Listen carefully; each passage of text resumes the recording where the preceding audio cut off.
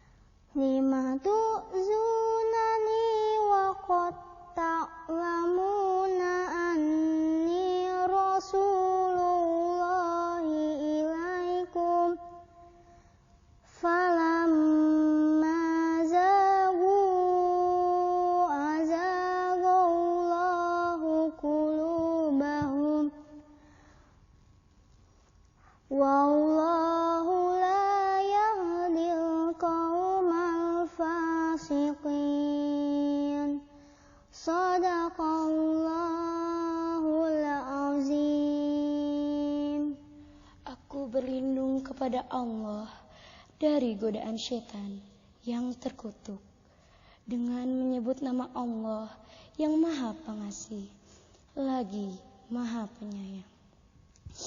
Telah bertasbih kepada Allah apa saja yang ada di bumi dan apa saja yang ada di langit. Dan dialah yang Maha Perkasa lagi Maha Bijaksana.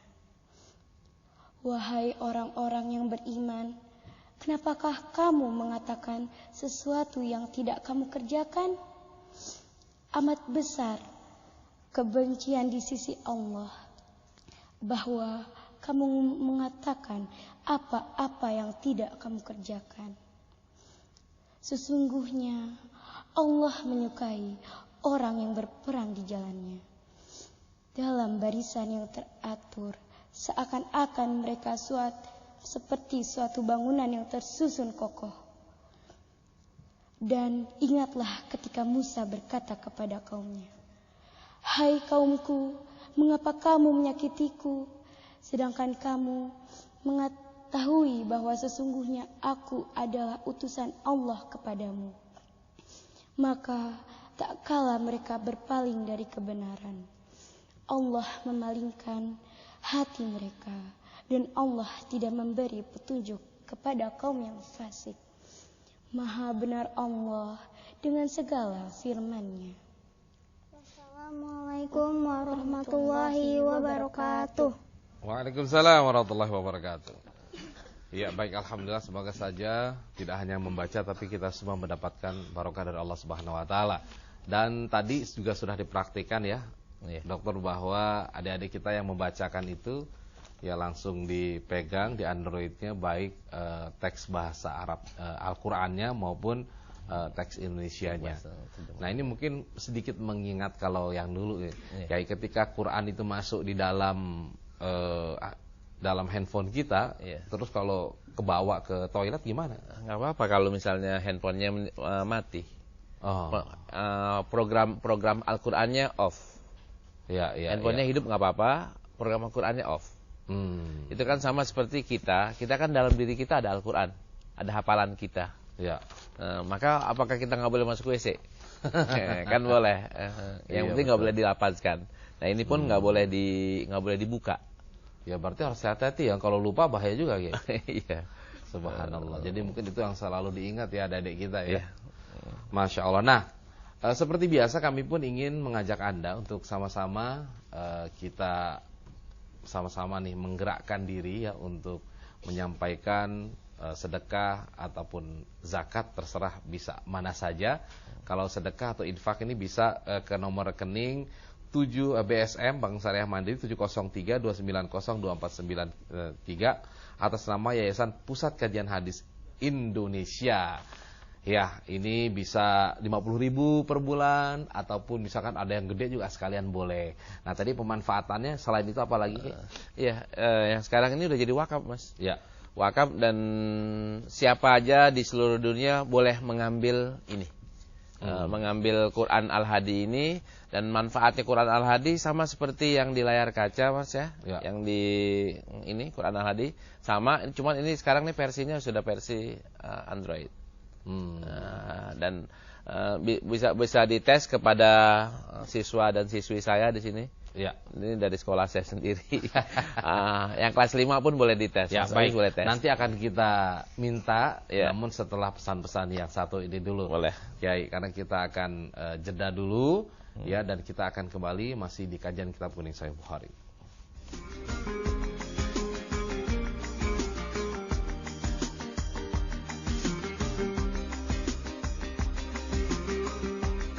Wasiat Rasulullah kepada umatnya, berpeganglah kepada Al-Quran dan hadis. Ayo bergabung dengan gerakan menghidupkan sunnah, usaha melanjutkan kajian hadis dan penyebaran hadis Rasulullah, wakaf hadis untuk pesantren dan madrasah, digitalisasi kajian hadis dan kitab-kitab hadis, kajian mingguan hadis dan ilmu hadis, pengembangan pusat kajian hadis, dan pembangunan pesantren hadis untuk keluarga. Dengan 50.000 per bulan, insya Allah infak yang Anda berikan akan menjadi amal jariah yang tidak terputus.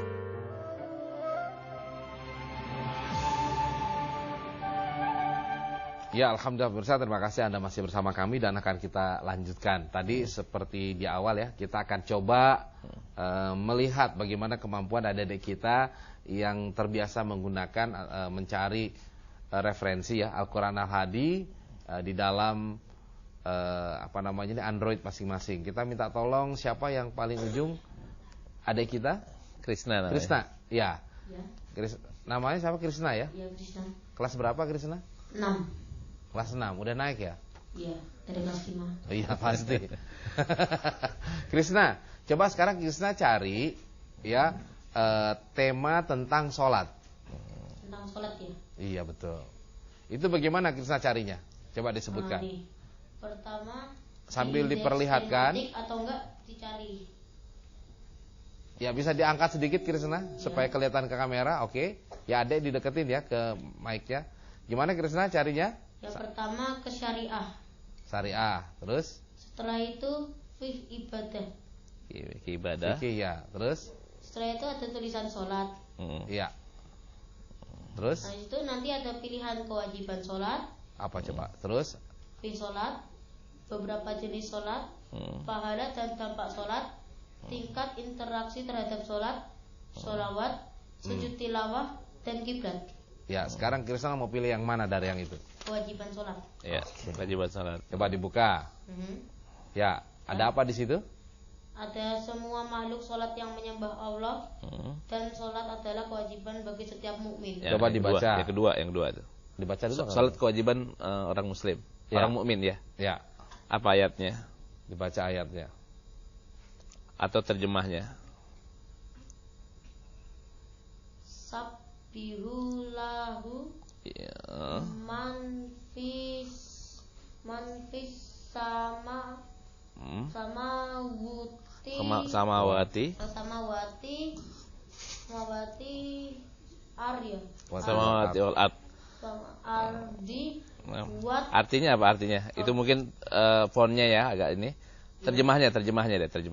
Tidaklah kamu tahu bahwasannya Allah, kepadanya bertasbih apa yang di langit dan di bumi dan juga burung dengan mengembangkan sayapnya. Ya. Surat apa tuh? Masing-masing telah mengetahui cara sembahyang dan tasbihnya. Surat apa tuh? An-Nur. An-Nur ayat 24. Ayat 24. Iya. Ya, Krisna dengan dengan adanya Al-Hadi di situ bagaimana? Krisna merasa terbantu nggak? Ya, merasa terbantu kalau misalnya lagi pergi-pergi gitu. Kan kalau bawa Al-Quran ribet, jadi bawa Android yang ada Al-Quran Al-Hadinya. Bisa baca surat-suratnya. Gitu. Lebih mudah ya? Iya. Terus ke sekolah juga bawa itu? Gak boleh, nanti dijual. Dijual sama siapa? Sama siapa ya? Banyak nanti yang pengawas. Oh, jadi itu kalau pergi aja. Soalnya mungkin Krisna kalau dibawa itu jadi main yang lain kali nggak? Enggak, nggak boleh. Oh, nggak boleh. Bagus kalau begitu ya. Ya, alhamdulillah. Jadi sudah terbantu ya. Orang tua suka lihat juga nggak? Iya, suka. Kalau lagi bosen. Itu punya siapa? Orang tua atau punya Krisna? Punya keluarga. Oh, jadi sama-sama menggunakannya. Iya, tapi ya ribet dah masalahnya kalau rebutan. Oh, iya. Nanti minta dibelikan lagi ya. Iya, kalau punya uang. Lah iya, masa belinya pakai daun, pakai uang lah. Ya, baik. Terima kasih Krisna. Subhanallah, luar biasa. Ini adalah calon pemimpin dari Al-Mughni. Ya, saya pengen ngetes satu lagi, Mas. Biar semua pemirsa bisa memanfaatkannya dan ini beneran gitu misalnya. Ya kan? Saya ingin nanya siapa yang tahu tentang isi Al-Qur'an? Yang perempuan juga boleh, yang perempuan boleh, yang laki juga boleh. Isi Al-Qur'an itu apa aja? Ya, coba yang perempuan yang di depan boleh, yang udah dapat, atau yang di belakang yang baris apa kedua. Sih isi Al-Qur'an? Siapa yang sudah tunjuk tangan? Tema di Al-Qur'an itu apa aja? Tema-tema di Al-Qur'an. Tematiknya. Ya. Ya, itu ada. Ilmu, kisah, alam dunia, alam gaib, alam akhirat. Kisah apa aja ada di Quran? Oke, sekarang kisah. Coba. Kisah apa aja ada di Quran? Ya. nabi dan rasul, tokoh, kaum, makhluk lain. Kalau kisah Nabi siapa yang ada di Quran? Dibacakan satu. Kisah Nabi siapa aja? Ada Nabi Adam, Nabi Idris, Nabi Nuh, Nabi Hud, Nabi Soleh. Yang kamu suka sama Nabi siapa? Nabi Muhammad. Nabi Muhammad. Nah, kalau cerita tentang Nabi Adam, tentang apa sih? Bisa gak? Pencipta Adam, pertanyaan malaikat, perintah Allah kepada malaikat untuk sujud kepada Adam, protes iblis dan pembangkangannya. Adam ditempatkan di surga, Adam diajarkan nama-nama. Adam lebih pintar dari malaikat. Oke. Satu pertanyaan buat yang perempuan. Kisah-kisah Nabi Yusuf, apa yang kalian tahu tentang Nabi Yusuf? Ya, ayo. Yusuf merupakan salah satu Nabi Allah. Ya, betul. Bermula dari mimpi Nabi Yusuf alaihissalam. Iya, itu 11 bintang matahari itu, Mas. Ayahnya meminta agar tidak menafsirkan mimpi ke kakak-kakaknya. Oke. Kisah Nabi Yusuf alaihissalam adalah saudara-saudaranya dan ayah mereka. Baik. Jadi ini dokter sebelum dilanjutkan, ini berarti temanya misalkan tentang Nabi tadi. Itu bukan hanya langsung dalam teks yang ada di Al-Qur'an, tapi barangkali ada penjabarannya lagi. Iya, temanya dulu. Semua tema tentang Nabi Yusuf digabung. Iya. Jadi orang bisa melihat kisah Nabi Yusuf dalam Al-Quran seperti apa sih? Ya, secara keseluruhan gitu. Setelah itu baru berdasarkan ayat-ayat per ayat. Subhanallah. Jadi sekarang sudah sangat gampang sekali ya untuk berinteraktif dan mudah-mudahan ya saya juga segera mendapatkan Android maksudnya biar bisa menginstal. Caranya gampang kok. Kata Ustaz Yusuf ini waktu kita launching di Istiqlal, Ustaz Yusuf bilang Allahumma rizukna Androidan. Ya Allah berikanlah kami rezeki HP Android. Baik. Ya alhamdulillah kita tadi sudah langsung mempraktekkan dan ini pasti akan terasa manfaatnya. Nah sekarang bagi yang ada di rumah kalau mau menginstal gimana? Tinggal ambil ke Google Play atau App Store. Play Store ya. Play Store. Ini dia Quran Al-Hadi. Tinggal install. Langsung deh. Dan free, Mas. Iya. Wakaf lillahi ta'ala. Kecuali kalau ini pulsanya nggak free. Pulsanya nggak free. Tapi cuma sekali doang. Kalau ada perubahan mungkin baru update. Ya, baik kalau gitu kita langsung saja sekarang kita akan masuk, silakan Kiai untuk membahas. Ya, bismillahirrahmanirrahim. Alhamdulillah wassalatu wassalamu ala Rasulillah. Pemirsa TVRI di mana saja berada rahimakumullah. Hari ini kita akan lanjutkan kajian kita membaca kitab Sahih Bukhari. Dan kita sudah sampai ke kitab sholat, babnya sudah bab ke-22, hadisnya sudah sampai 282. Itu babnya tentang, kalau di teks hadisnya, bab sholat di atas tempat tidur, boleh atau tidak. Nanti di atas sendal, boleh atau tidak. Kalau pakai sendal, boleh atau tidak. Kalau pakai baju ya, boleh atau tidak. Pakai sejadah, boleh atau tidak. Zaman Rasulullah kan Masjid Nabawi belum ada sejadah, Mas. Iya, belum ada karpet ya. Belum ada karpet. Boleh atau tidak? Nah, pakai daun boleh atau tidak? Nah, teks hadisnya kita baca dulu, nanti baru kita ambil kesimpulannya. Ya. Silakan. Assalamualaikum warahmatullahi wabarakatuh. Waalaikumsalam. Bismillahirrahmanirrahim. Qala Imam Bukhari rahimahullahu taala, babus salatu 'alal firas. وصلى أناس على فراشه وقال أناس كنا نصلي مع النبي صلى الله عليه وسلم فيسجد أحدنا على ثوبه. حدثنا إسماعيل قال حدثني مالك عن أبي نضر مولى عمر بن عبيد الله عن أبي سلمة بن عبد الرحمن أن عائشة زوج النبي صلى الله عليه وسلم أنها قالت كنت أنام بين يدي Rasulullah sallallahu alaihi wasallam wa rijlaya fi qiblatihi fa idza sajada ghamazani faqabtu rijlayya fa idza qama basattuhuma qalat wal buyutu yawma idzin laysa fiha masabih. Ya, cukup. Ini hadisnya dari Aisyah radhiyallahu anha. Beliau bercerita bahwa kuntu anamu baina yaday Rasulullah sallallahu alaihi wasallam. aku tidur di samping Rasulullah sallallahu alaihi wasallam. Terus dan kakiku berada di arah kiblat. Terus Rasulullah sallallahu alaihi wasallam ya terus fa idza sajada ghabadani faqabattu rijlayya. Kalau beliau lagi sujud, beliau sentuh kakiku dan aku rapatkan kakiku. Kalau orang tidur kan agak renggang ya. Jarang rapat. Aisyah tidurnya agak renggang, Rasulullah colek dikit, kakinya dirapatin. Kalau udah direnggangin lagi. Ya. Terus Aisyah cerita bahwa wal buyutu yauma idzin laisa fiha masabih. Dan pada waktu itu rumah-rumah tuh nggak pakai pelita kalau tidur. Ada pelita, berarti kalau tidur pelitanya dimatiin. Jadi gelap. Gelap. Nah, apa yang kita bisa ambil pelajaran dari sini? Yang pertama, cerita hadis ini yang ceritakan Aisyah sebagai pelaku. Bukan ada orang ngintip Rasulullah tidur, Mas. Bukan. Sama istrinya. Tapi Aisyah yang ceritakan. Begitu juga di hadis yang berikutnya. Ada 3 hadis yang berterusan di bab ini. Semuanya dari Aisyah. Dan Aisyah lah yang menceritakan. Jadi jangan salah paham bahwa Rasulullah banyak yang ngintip tidurnya sama istrinya. Enggak. Tapi Aisyah yang menceritakan. Dan di sini diceritakan Aisyah tidur dan Rasulullah sholatin seperti orang nyolatin jenazah, Mas. Maksudnya tubuhnya Aisyah ada di depannya beliau. Terus karena ruangannya sempit, ketika beliau sholat, hasilnya kan Aisyah harus digeser kakinya. Dan sujudnya di mana? Di atas tempat tidur. Fikih kita, boleh gak sholat di atas tempat tidur atau sujudnya di atas tempat tidur? Jawabannya boleh. Kenapa? Sujudnya Rasulullah melakukan hal itu. Berarti kalau di tempat yang di luar sujudnya itu apa? Pasir? Pasir. Jadi hanya sujud di sesujudnya aja. Boleh gak sujud di atas pasir? Boleh. Boleh gak sujud di atas tempat tidur? Boleh. Iya.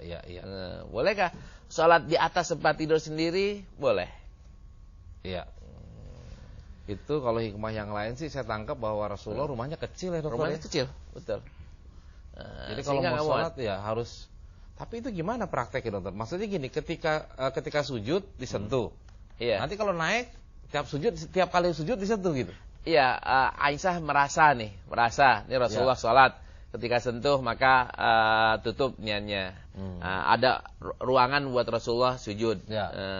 Rasulullah udah selesai, Aisyah biar leluasa ini lagi. Selesai sholatnya atau selesai rakaat pertama? Boleh dua-duanya, Mas. Rakaat pertama selesai, dianggarin lagi.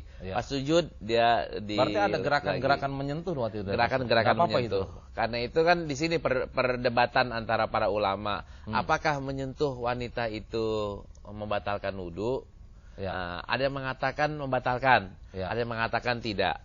Ada yang lagi membatalkan kalau sama istri tidak, tapi sama orang lain batal. Dalilnya mana? Dalilnya ini hadis ini.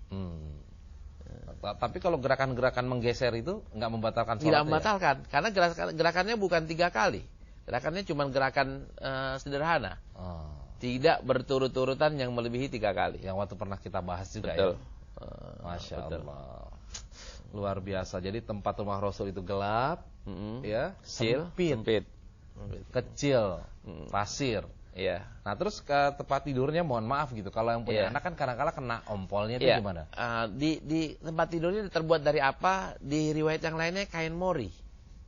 Kain mori ya kayak kain katun lah bahasa kitanya. Kain katun. Terus ada riwayat yang lainnya dilipat menjadi dua lapis. Ada yang lain ininya diisi sama serabut, tempat bantalnya diisi dengan serabut. Jadi masih sangat sederhana.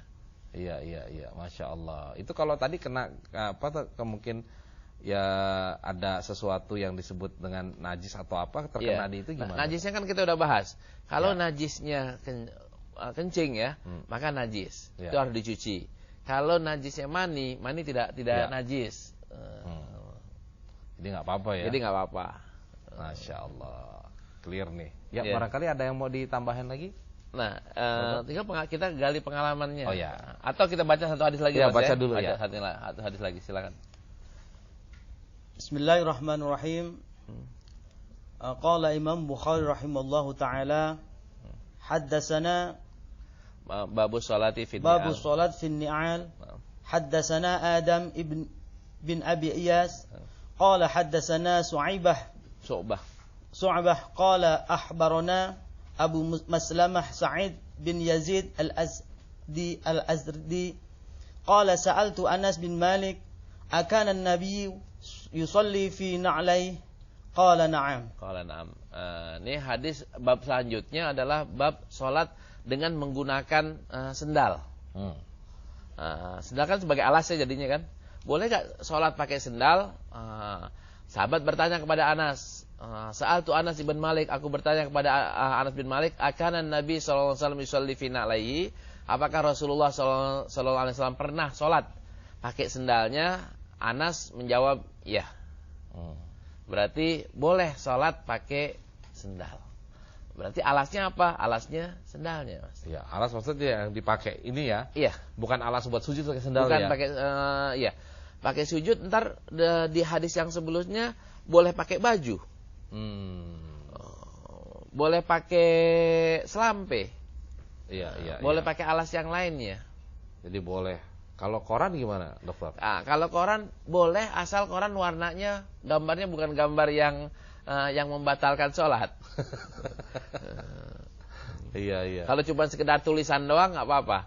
Tapi saya cenderung untuk tidak sholat pakai koran, lebih baik sholat di atas sajadah seperti ini atau karpet seperti ini atau di atas pelur dibanding dengan sholat di atas koran. Alasannya? Alasannya koran itu kadang-kadang isinya negatif atau gambarnya negatif. Iya. Malah konsentrasinya malah baca lagi. Malah buyar. Iya. Ya karena kebanyakan orang sekarang apalagi Jumat tuh pada bawa koran gitu ya. Jadi koran tuh boleh dipakai bukan sebagai langsung tempat buat sholat, tapi alas sajadah. Iya, alas sajadah boleh. Gitu kali sajadahnya nggak kotor ya dokter ya. Betul. Nah sekarang kita bertanya ke Mas Basroni ya Mas ya. Iya. Udah berapa lama Mas jadi pengemudi taksi? 20 tahun, Mas. Wah, Insya Allah 20 tahun. Iya. Nah, saya kasih mukadimah, Mas. Ya. Beliau kita comot nih dari masjid. Ketemunya maksudnya? Iya, ketemunya di masjid. Iya. Masya Allah. Nah, Mas Basroni tentu kan kalau yang namanya taksi itu terus jalan ya? Iya. Ya, kemana-mana begitu. Ya, masjid ke masjid kalau waktu udah siap gitu. Ya, pernah nggak pengalaman kemudian nggak ketemu masjid atau gimana sholat dengan menggunakan apa gitu sebagai alas? Pernah perjalanan saya ke Sumatera, ke Jambi. Ini alat sholat buat sujud pakai baju. Terus itunya pakai apa? Kakinya, alas kakinya pakai pohon yang kayak kelapa itu, sawit. Iya. Oh, maksudnya gitu. Alas kaki itu apa? Kayak sejadahnya buat sujud kan pakai baju. Iya. Sujud pakai baju. Iya. Mas sendiri pakai baju nggak akhirnya? Pakai baju kaos. Kaosnya. Jadi baju luarnya dibuka. Dijadiin sejadah. Kan kurang kan buat kaki. Nah, itu alasnya pakai itu. Pakai sawit. Pelepah pohon. Oh, jadi pelepah pohon. Pelepah pohon itu taruh, terus tambahin lagi baju di atasnya. Pelepah pohon itu kan walaupun ada jarang gitu ya. Terus sholat ya. Sholat. Waktu itu gimana rasanya pas sholat dengan seperti itu? Iya. Alhamdulillah kalau udah sholat tuh tenang pikiran. Ya. Saya pengen nanggapin nih, Mas. Ya, silakan. Nah, kalau umpamanya ya, Mas nggak pakai kaos dalam. Kita ada di lapangan nih ya, lapangan atau di pinggir jalan. Itu apakah kita buka baju jadikan alas atau pakai bajunya dipakai, alasnya adalah tanah? Ya. Saya milih alasnya tanah, Mas. Tapi kita pakai baju. Kenapa alasannya? Tanah kan suci. Ya. Kita tinggal sholat aja, sekalipun alas kita adalah tanah atau pasir atau rumput. Itu tetap sah dan itu lebih afdol ketimbang kita buka baju. Ini nggak pakai daleman ya. Pusaan yang kita kelihatan gitu. Tapi kita sujud kita enak nih. Itu saya memilihnya bajunya dipakai, sujudnya di atas tanah. Ya. Nah sekarang dokter yang namanya alas itu, sajadah itu kan sekarang banyak modelnya. Iya. Ada yang besar gitu. Jangankan untuk sujud, untuk tidur aja bisa tuh. Panjang banget gitu. Harga pun macam-macam. Ada yang sampai 10 juta, dokter. Iya, betul. Saya bilang saya mau beli kalau dijamin masuk surga nih, saya bilang. 10 juta tuh. Nah, ada juga yang kecil cuma buat jidat doang gitu. Nah, ini gimana sebenarnya? Apakah ada standar gitu. Kaidahnya gini. Kalau mau sholat sendirian, terserah sejadahnya, Mas. Mau yang berapa harganya, mau yang besarnya kayak gimana, silahkan. Tapi kalau umpamanya sholatnya berdua atau sholatnya jadi jamaah, maka kaedah jamaah lah yang dipakai, bukan kaedah besarnya sejadah yang dia pakai. Kalau sejadahnya yang ukurannya agak besar, maka jadi renggang-renggang kan antara orang dengan orang yang berikutnya. Nah, ini kalau renggang berarti kan setan masuk. Jadi ketemunya bukan antar ketemu kaki-kaki, tapi ketemu sejadah-sejadah. Ketemu sejadah-sejadah. Nah, seharusnya kaki dengan kaki. Kaki dengan kaki. Nah, bagi orang yang sedangnya cantik, cakep ya, mahal, besar, jangan sampai melarang orang untuk sholat di sejadahnya. Di sampingnya. Di sampingnya. Justru ajaklah orang untuk ngerasain 10 jutanya itu, Mas. Biar ngerasain enaknya dan dia dapat pahala. Masya Allah. Baik, kita break dulu ya, dokter. Tapi masih ada yang akan kita tanyakan. Ya, misalkan apakah ada standar nih sejadah, misalkan nggak boleh terlalu bagus, ntar mau jadi ngantuk lagi sholatnya begitu kan, saking lembutnya. Atau boleh nggak pakai wangi-wangian sejadahnya. Terus sejadahnya apakah polos atau bergambar. Nah, ini nanti akan dibahas lagi setelah pesan-pesan yang berikut ini. Tetap bersama kami dalam kajian Kitab Kuning Sahih Bukhari.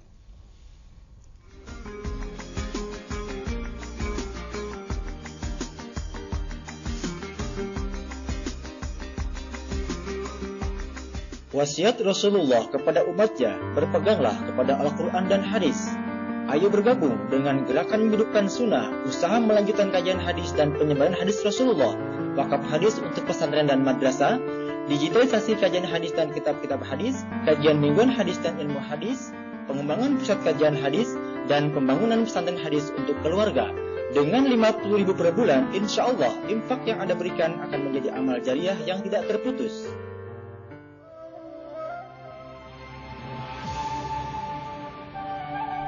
Iya, alhamdulillah pemirsa, terima kasih Anda masih bersama kami dalam kajian Kitab Kuning Sahih Bukhari. Masih bersama dengan kita nih, kita mau ngobrol dengan Pak Basroni. Ya, Mas Basroni punya pengalaman menarik gak mungkin tentang sholat di mana yang pernah dilakukan selain yang tadi ya, perjalanan di luar itu? Saya pernah mangkal di rumah sakit PIK. Rumah sakit PIK kan musolanya belum ada.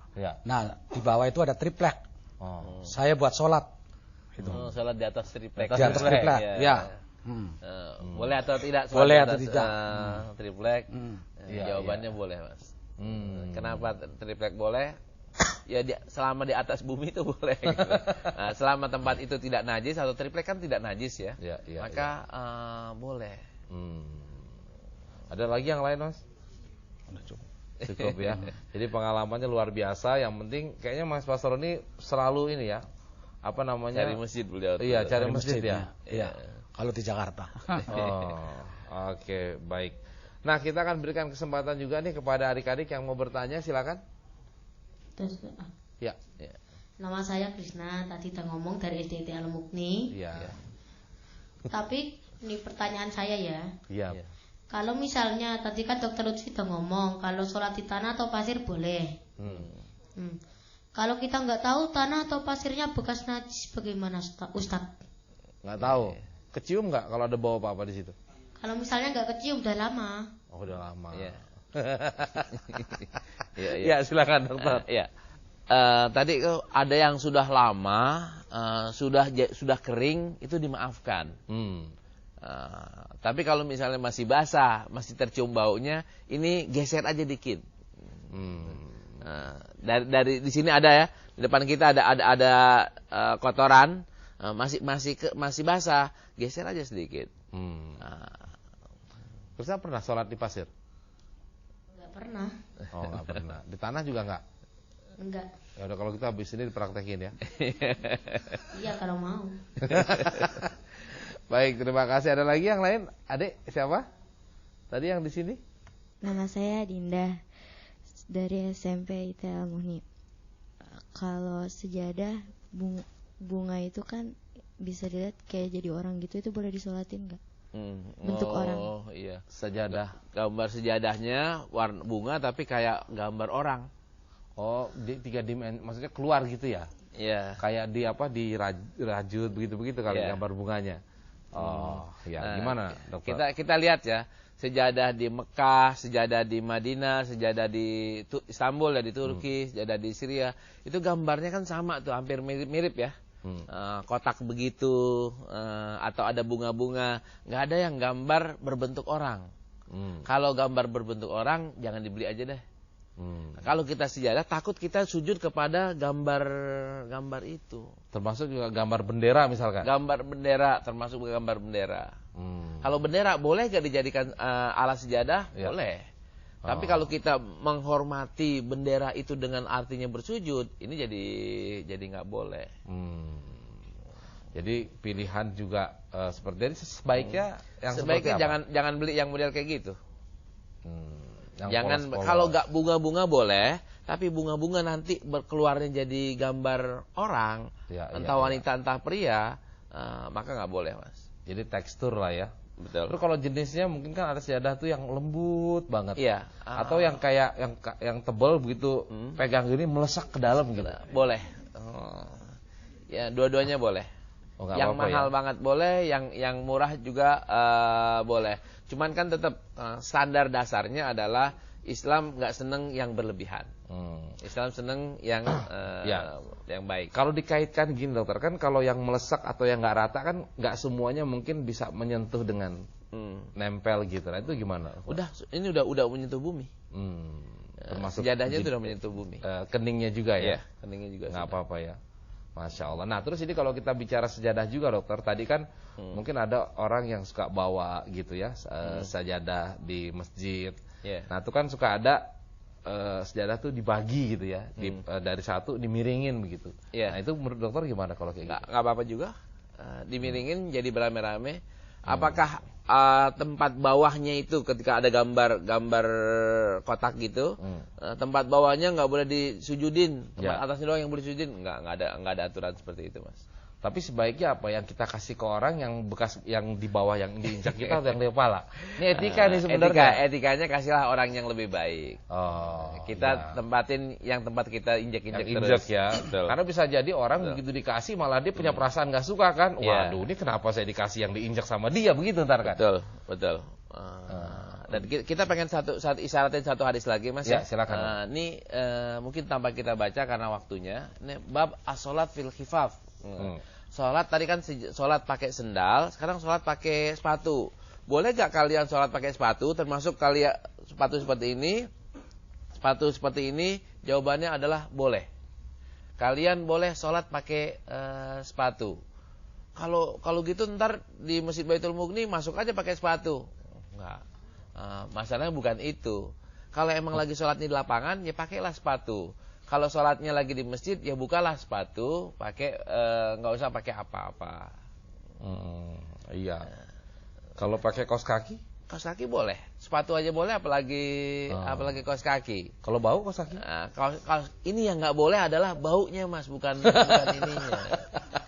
Kan kesianan yang nyium di belakang. Iya, betul. Iya. Saya ingin menegaskan, kita kalau misalnya di Mekah, ada orang masuk Masjidil Haram atau Masjid Nabawi, terutama di musim dingin, kok orang ada yang pakai sepatu ya? Ketahuilah itu sepatu khusus buat sholat. Ke dalam. Jadi udah bersih. Tapi kalau umpamanya kita lihat orang pada sholat di pinggir jalan, di atas pasir ya, mereka banyakan sholatnya tetap pakai sepatu. Tapi wudunya kayak waktu dulu ya. Wudunya sudah kita bahas. Iya, yang pakai kalau yang tinggi itu boleh tidak dilepas. Tapi kalau yang pendek-pendek kayak dokter gitu harus dilepas ya. Harusnya dilepas. Iya, subhanallah. Nah, kita masih mungkin ada lagi yang terkait dengan sajadah. Nah, terus gini dokter, ini kadang-kala kan yang namanya karpet ya, mohon maaf gitu. Di musola atau di tempat-tempat sholat itu kurang terpelihara dengan baik. Iya. Bau gitu. Nah, itu gimana? Nah, bab besoknya, Mas. Besoknya minggu besok tuh kita akan ngupas soal kebersihan masjid. Termasuk kebersihan sejadah. Iya. Hadisnya kayak gimana? Kalau bau sholat jadi kayak gimana? Sah atau tidak? Kalau dari sisi fikihnya, itu kan bau bukan menjadi syarat. Iya. Yang menjadi syarat kan najis dan tidaknya. Kalau bau najis, jelas tidak sah. Kalau wangi tapi najis, ya tidak sah juga. Contohnya, sejadah kan kadang-kadang dari kulit ya. Yang banyak dari kulit domba, itu banyak. Kulit kambing. Kalau kulit kambing kan agak bau, boleh atau tidak? Kalau dari samak boleh. Karena udah jadi tidak lagi najis. Kalau kulitnya kulit babi, diwangiin mas, boleh atau tidak? Ya nggak boleh. Ya. Nah terus satu lagi dokter, kalau kadang-kadang kan ada mungkin ya, yang sholat begitu sujud tuh alasnya dikasih batu tuh gimana di jidatnya? Iya. Ini kepercayaan, ini akidah. Menurut Syiah caranya kayak begitu. Kalau orang Sunni tanah yang mana aja sama, karena teks hadisnya adalah waju'ilat liyal arda kulluha masjidan wa tahura. Semua tanah aku jadikan suci. Mau tanah di Bandung atau di Jakarta atau di Palembang atau di Maluku, semuanya boleh dijadikan tempat sujud. Ya, artinya misalkan ada masjid yang kebetulan penuh, kemudian kita harus sholat di luar, dan nggak bawa sajadah, sholat aja di situ ya. Betul. Walaupun berdebu atau apa Walaupun berdebu. Terus ada selampe, bolehkah kita taruh jadi tempat sujud? Boleh. Ada peci jadi tempat sujud? Boleh. Anas, ini baju orang Arab kan lebaran tuh, itu boleh nggak depannya jadi tempat sujud? Boleh. Ya. Nah ini saya pernah melihat dokter, ini saking sempitnya orang, akhirnya sujud di badan orang lain tuh gimana? Ya, dalam kondisi tertentu. Dalam keadaan normal tidak boleh, dalam kondisi tertentu seperti di Masjidil Haram ya. Itu kondisional, jadi boleh. Saking semosinya udah cukup gitu. Iya, saking sempitnya.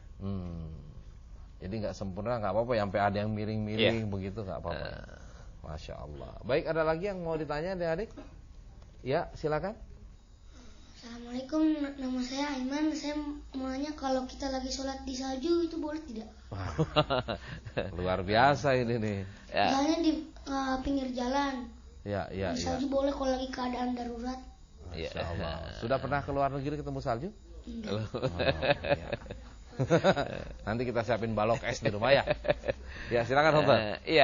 Salju bagian dari bumi atau kalau udah jatuh ya, bagian dari tanah atau bukan? Kan iya, berarti boleh mas. Kembang ya, ada kembang jatuh, terus kita sujudnya di atas kembang, boleh atau tidak? Boleh. Tadi mas sujudnya di atas, mungkin ya di atas, tadi di atas baju. Kalau umpamanya dibalik, pelepah sawit itu dijadikan tempat sujud, boleh atau tidak? Boleh.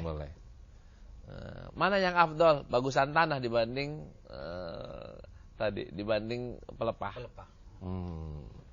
Karena tanah sudah suci. Iya, kalau pelepah belum. Pelepah insya Allah suci juga. Ya, Masya Allah. Baik. Ya, ada lagi? Baik, kalau tidak ada lagi dokter barangkali. Oh ya, silakan Dedek. Assalamualaikum warahmatullahi wabarakatuh. Waalaikumsalam. Nama saya Salwa Syarif. Kalau misalnya sholat, kan pakai sepatu boleh. Kalau nggak sengaja nginjak tai kucing, sepatunya bekas nginjak tai kucing ya. Ada kotoran lah apa gitu ya.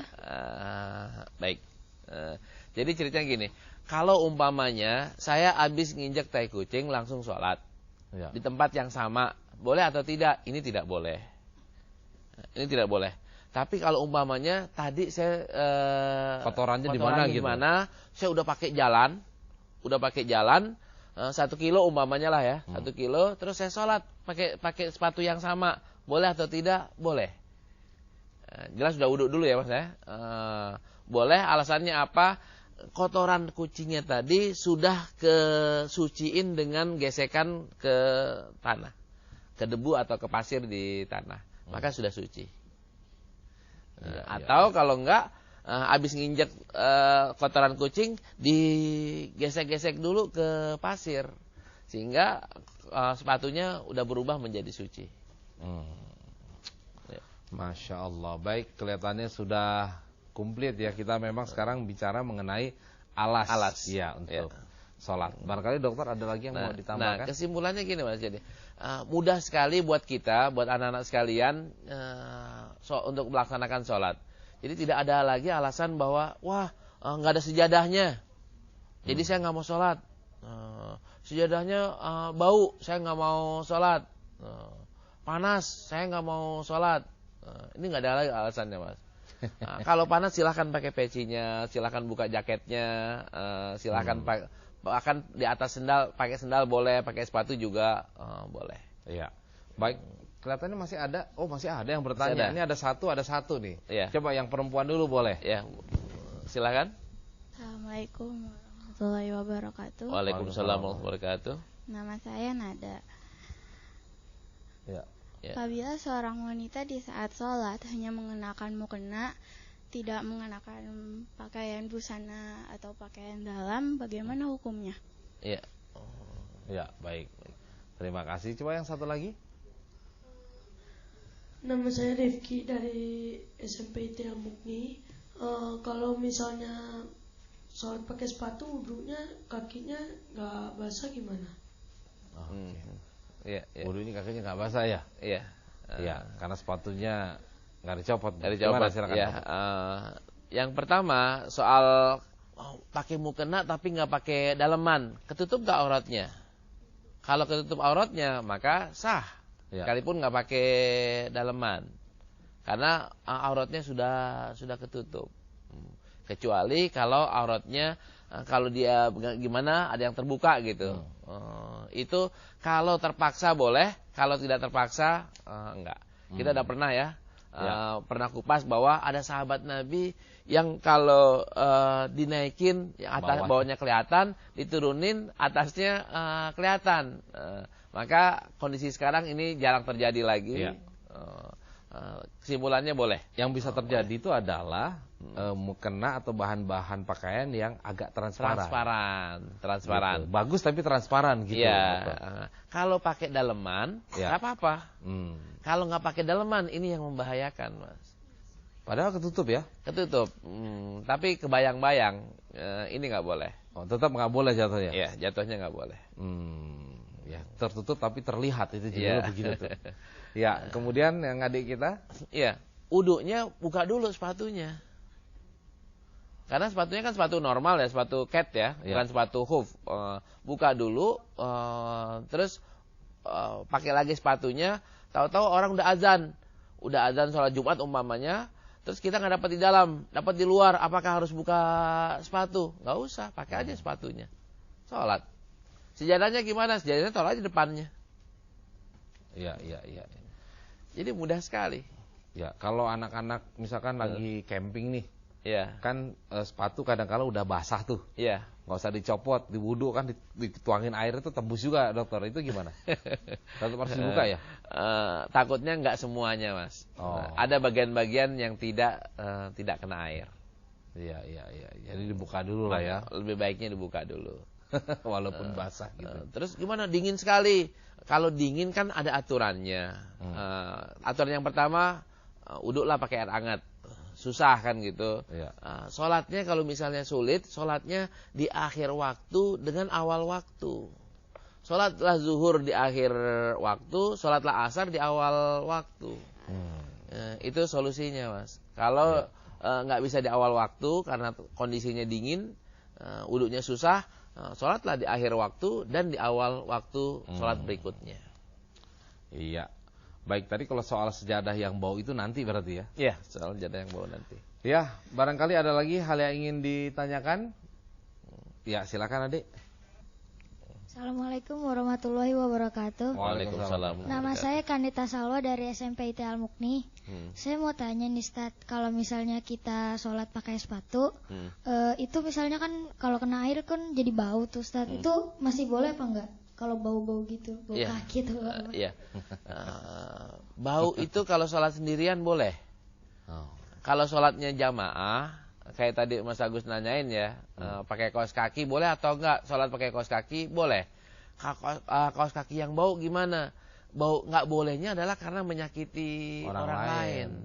bukan mensahkan sholatnya. Jadi karena nggak boleh itu karena ngeganggu tetangga sebelah. Betul. Iya kan, terutama yang di belakang itu tuh. Kalau lagi sujud kan, waduh nempel banget sama kakinya. Masya Allah. Ya, jadi dihindari itu ya, nggak boleh jadinya. Betul. Ya baik, dokter, sekarang karena waktu kita kelihatannya sudah hampir selesai, kita ingin membacakan hasil kuis ya. Kuis, dokter. Kuis yang cukup lama udah ya. Ya. Ya. Itu pertanyaannya kan yang ini Mas ya. Pertanyaannya tentang bentar. Apa yang dilakukan bila seorang sedang istihadah kemudian mau sholat ya? Ya. Itu jawabannya adalah mandi lalu wudhu baru sholat. Selanjutnya setiap akan sholat bersuci baru kemudian sholat. Ya. Dan yang mendapatkan hadiah adalah yang pertama, ini ada 2 orang ya dokter ya. Dedeh di Pengalengan Bandung dan juga Sulis Setiastuti di Saranegara Kabupaten Banyumas. Ya, alhamdulillah nanti akan mendapatkan hadiah bingkisan dari Pusat Kajian Hadis. Nah, yang berikutnya dokter? Ya, pertanyaan yang buat ini ya. Ya. Pertanyaannya apa namanya? Bolehkah orang sholat di atas kasur? Bolehkah sholat di atas kasur? Ya silakan jawabannya ya dikirim ke dengan cara mengetik kuis, spasi nama, spasi alamat, spasi jawaban, kirim ke 0818995993 atau di email pusatkajianhadis@gmail.com. Nah, nanti insya Allah yang berhasil juga akan mendapatkan hadiah. Nah baik dokter, masih ada waktu sedikit gitu ya. Artinya tadi kalau bicara mengenai sholat ya dengan berbagai macam tempat gitu ya, kayak di kasur juga nggak masalah gitu. Artinya ini sebenarnya niatnya apa sih, untuk mempermudah kali atau gimana? Untuk memudah. Cuman kan gini, sholat yang terbaik di mana? Sholatlah di tempat yang bikin kita khusyuk. Kalau emang khusyuk sholatnya di ruang tengah, sholatlah di ruang tengah. Kalau ruang yang agak gelap, sholatlah di ruang yang agak gelap. Sejadah saya enaknya sholatnya langsung di atas ubin ya. Silakan sholat di atas ubin. Yang penting suci. Sejadah saya harusnya agak tebal sedikit. Sholatlah di atas sejadah yang agak tebal sedikit. Karena itu bikin lebih khusyuk. Ada juga sekarang mungkin karena agak-agak ada, ya mungkin karena usia kan, kadang-kala ada rematik dan sebagainya, ya. Sajadahnya itu dibuat jadi agak tebel kayak kasur gitu. Iya. Itu prinsipnya boleh Mas. Boleh. Yang penting adalah jangan berlebihan dan cari khusyuknya, bukan cari mahalnya, bukan cari empuknya. Kalau empuk bikin nggak khusyuk, jangan. Iya.